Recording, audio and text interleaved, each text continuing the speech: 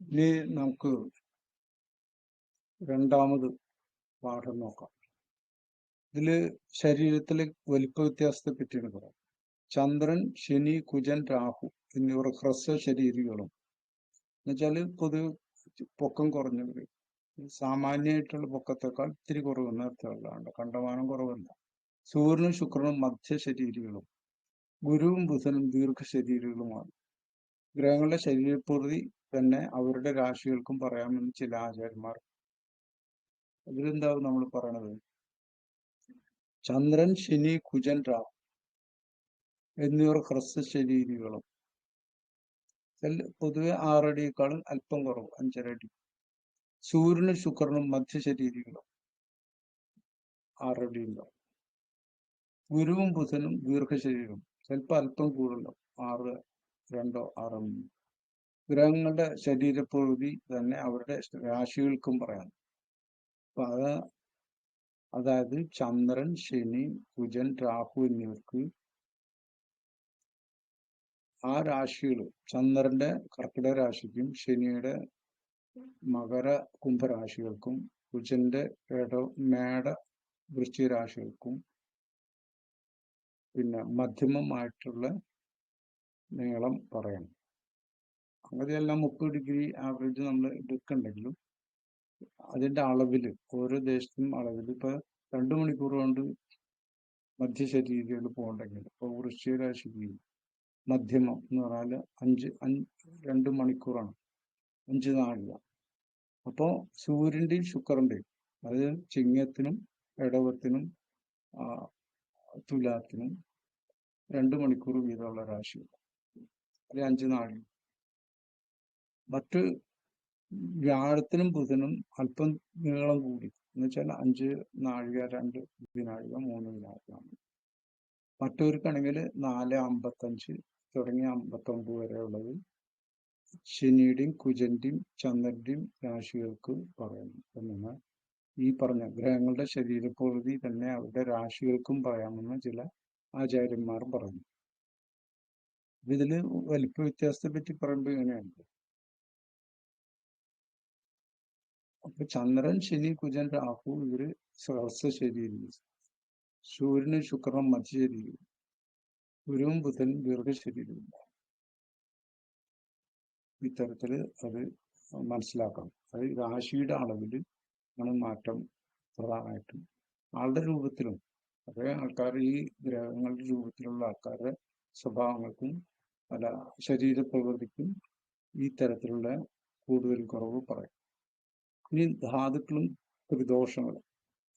പ്രശ്നത്തിൽ വൃശ്ചകന്റെ ശരീരപൂർത്തിയെ കേന്ദ്രത്തിലോ അല്ലെങ്കിൽ ത്രികോണത്തിലോ ബലവാനായിരിക്കുന്ന ഗ്രഹത്തെ കൊണ്ട് പറയും. അനേകം ഗ്രഹങ്ങൾക്ക് തുല്യ ബലമുണ്ടെങ്കിൽ അവരുടെ എല്ലാം ലക്ഷണങ്ങളും വൃശ്ചകന് പറയും. ഇത് പ്രധാന ഗ്രഹം ഏതെന്നും ചിന്തിക്കണം. അല്ലെങ്കിൽ നല്ല ബലവാനായ ചന്ദ്രൻ നിൽക്കുന്ന രാശിയുടെ ആകൃതിയെ പറയും. ജാതകത്തിലാണെങ്കിൽ ലഗ്നത്തിൽ നിൽക്കുന്ന ഗ്രഹത്തെ കൊണ്ട് പറയും. ഇതില് പ്രശ്നത്തില് വൃശ്ചകന്റെ ശരീരപ്രകൃതിയെ എങ്ങനെ പറയാം?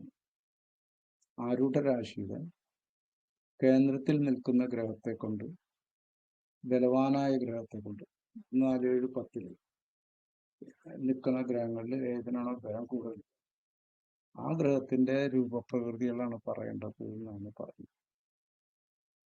അപ്പോൾ ഇത് കേന്ദ്രത്തിൽ ഗ്രഹങ്ങളില്ലെങ്കിൽ ബലവാനായിരിക്കുന്ന ഗ്രഹത്തെ കൊണ്ട്, ഏത് രാശിയിലായാലും ബലവാനായിട്ട് ഗ്രഹത്തെ കൊണ്ട്. അനേക ഗ്രഹങ്ങൾക്ക് തുല്യ ബലമുണ്ടെങ്കിൽ അവരുടെ എല്ലാം ലക്ഷണങ്ങൾ കുറിച്ച് പറയും. ഇതിൽ പ്രധാന ഗ്രഹം ഏതെന്നും ചിന്തിക്കും.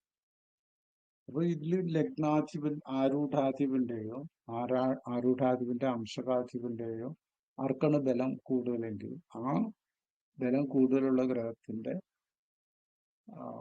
രൂപ ആദികൾ പറയും. രൂപങ്ങളെ നമ്മൾ ഗ്രഹസ്വരൂപങ്ങളെ പിന്നീട് പഠിക്കും, അടുത്ത ക്ലാസ്സിൽ അതൊന്ന് പഠിക്കും. അപ്പോ ഈ ശരീരപ്രകൃതി, അതായത് ധാതുക്കളും ത്രിദോഷങ്ങളും എന്നുള്ള ഒരു സംഭവം, അതായത് സപ്തധാതുക്കളുടെ ഒരു കേന്ദ്രീകരണം, അവർക്കുള്ള ത്രിദോഷങ്ങൾ, വാദപിത്ത കഫ സ്വരൂപങ്ങളെ പറയണതാണ്.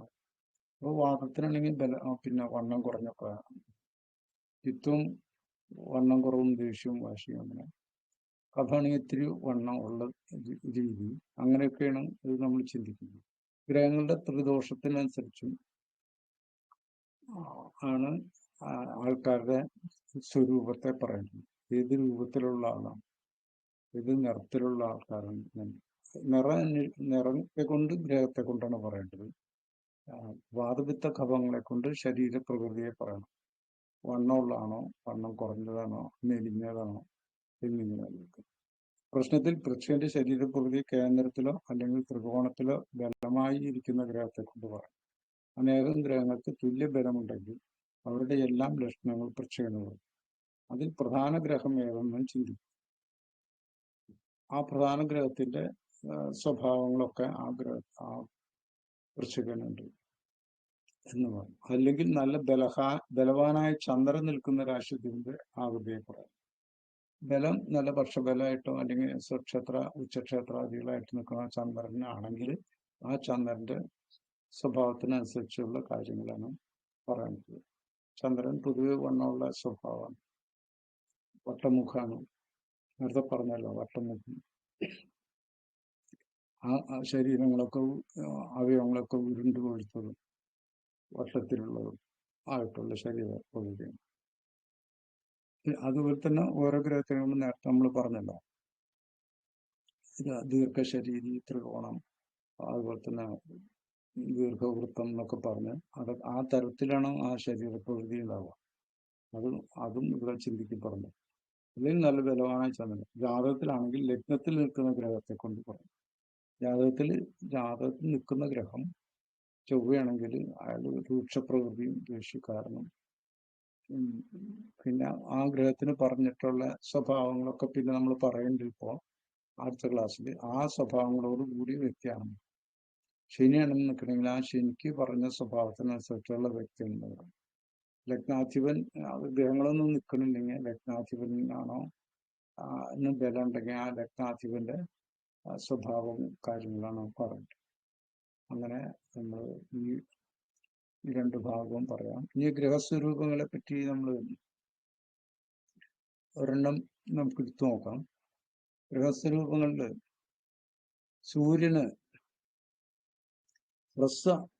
ഋതു മധു നേത്രോ രക്തശ്യാമ വൃഷോ അല്പകേശോ യുക്താത്മകോ അസ്ഥിസാര ശൂരോ മൂർഖോ രവിജ്ഞേയ. കൃഷ്ണത്തിലോ 1-ാമത്തെ അധ്യായത്തിൽ 23 ശ്ലോകം. ഹ്രസ്വ പൃഥു മധു നേത്രോ രക്തശ്യാം വൃഷോ അല്പകേശോ യുക്താത്മകോ അസ്ഥിസാര ശൂരോ മൂർഖോ രവിജ്ഞേയ. സൂര്യൻ ഹ്രസ്വ ശരീരനും, നേരത്തെ പറഞ്ഞ മധ്യശരീരനാണ്. വിസ്തൃതമായ തേൻ നിറമായ കണ്ണുകളൊക്കെ കലങ്ങിയ മാതിരിക്കുക. അല്പം ചുവപ്പ് കലർന്നിട്ട് കലങ്ങിയിട്ടുള്ള കണ്ണുകൾ. ചുവപ്പും കറുപ്പും കലർന്ന നിറമുള്ളവനും. എന്താ പറഞ്ഞ പൃഥു എന്ന് വെച്ചാൽ തടിച്ചു ഹ്രസ്വ. മധു നേത്രോ, മധു എന്ന് വെച്ചാൽ തേനിന്റെ കണ്ണുകളുള്ളൂ. രക്തശ്യാമ വൃഷോ വണ്ണം കുറഞ്ഞു. അല്പകേശി തലമുടി അല്പം കുറഞ്ഞിട്ടുള്ളവനും ആണ്. മെലിഞ്ഞവനും അല്പം മാത്രം മുടിയുള്ളവനും വിത്തപ്രകൃതിയും ഉറപ്പുള്ള അസ്ഥിയോടുകൂടിയവനും ശൂരനും അറിവില്ലാത്തവനുമാകുന്നു. വിത്താത്മകോ അസ്ഥിസാര, അസ്ഥിക്കാണ് ബലം. ശൂരോ മൂർഖോ, ശൂരൻ പരാക്രമിയാണ്. മൂർഖൻ എന്ന് വെച്ചാൽ മണ്ടനാണ് എന്ന് ഇതിൽ പറഞ്ഞ്, മറ്റു തരത്തില് പിന്നെ മൂർഖൻ എന്ന് പറഞ്ഞാല് ജയില്ലാത്തവൻ എന്നും പറയാം. രവിനെ പറ്റി ഈ വിധത്തിൽ അറിയാം. പൃഥുമധു നേത്രോ രക്തശ്യാമോ കൃഷോ അല്പകേശോ പിത്താത്മകോ അസ്ഥിസാര ശൂരോ മൂർഖോ രവിഷ്ണു. സൂര്യൻ ഹ്രസ്വശരീരനും വിസ്തൃതമായ തേൻ നിറമായ കണ്ണുകളുള്ളവനും ചുവപ്പും കറുപ്പും കലർന്നവനും മെലിഞ്ഞവനും അല്പം മാത്രം മുടിയുള്ളവനും പിത്തപ്രകൃതിയും ഉറപ്പുള്ള അസ്ഥിയോട് കൂടിയവനും ശൂരനും അറിവില്ലാത്തവനും. ഓരയില് പറഞ്ഞിരുന്നത് മധുപിംഗലതൃ ചതുരശ്രതനോ പ്രകൃതി സവിതാൽപകച. യുദ്ധപ്രകൃതി എന്ന് പറഞ്ഞു. മധുപിംഗലതൃക്ക് എന്ന് പറഞ്ഞു. പിംഗലം വെച്ചാൽ ചുവപ്പ് കലർന്നതെന്നർത്ഥം. മധു എന്ന് വെച്ചാൽ തേൻ തന്നെ, വൃക്ക് എന്ന് വെച്ചാൽ കണ്ണ്, ചതുരശ്രം എന്ന് വെച്ചാൽ ചതുര രൂപത്തിലുള്ള ഒരു ശരീരം. അതായത് തല ചതുരത്തിലാണ്, കഴുത്ത് ചതുരത്തിലാണ്, ദേഹം മൊത്തം ചതുരത്തിലാണ്, കാലുകളൊക്കെ അകത്തി വെച്ച ഒരു മൊത്തത്തിലൊരു ദീർഘചതുരം പോലെ തോന്നും. രണ്ട് കൈയും നീട്ടി രണ്ട് കാലും അകത്തി വെച്ചാൽ മൊത്തത്തിൽ ഒരു ചതുര രൂപം വരും. അതാണ് ചതുര പ്രകൃതി എന്ന് പറഞ്ഞത്. അപ്പോൾ പ്രസപൃഥും മധുനേത്രോ രക്തശ്യാമോ കൃഷു അല്പകേശ് വിത്താത്മകോ അസ്ഥിസാരം ശൂരോ മൂർഖോ രഘുർമയം. അപ്പോൾ ഈ വിധത്തിലാണ് സൂര്യൻ്റെ. ഇനി ഇതുപോലെ തന്നെ മറ്റു ഗ്രഹങ്ങളുടെ കാര്യങ്ങളും പറയാനിരിക്കുന്നു. നമ്മൾ ഇത് ബേസിക് ആയിട്ടുള്ള കാര്യങ്ങളാണ്. കൃഷ്ണീയം ഉള്ളവർ കൃഷ്ണീയം എന്നുള്ള ഇല്ലാത്തവർ കൃഷ്ണീയം വാങ്ങുക, എന്നിട്ടിത് ഈ പാഠങ്ങൾ പഠിക്കുക. എന്നിട്ടിത് കേട്ടാൽ നിങ്ങൾക്ക് തുടക്കം തുടങ്ങി തന്നെ ജ്യോതിഷത്തിൻ്റെ പ്രശ്ന ഗ്രന്ഥം, ഏറ്റവും മഹത്തായിട്ടുള്ള പ്രശ്നഗ്രന്ഥം കൃഷ്ണീയം, അതിനെപ്പറ്റി നല്ലൊരു പഠനം നടത്താൻ നിങ്ങൾക്ക് കഴിയും. എല്ലാവർക്കും യൂസ് ചെയ്യും.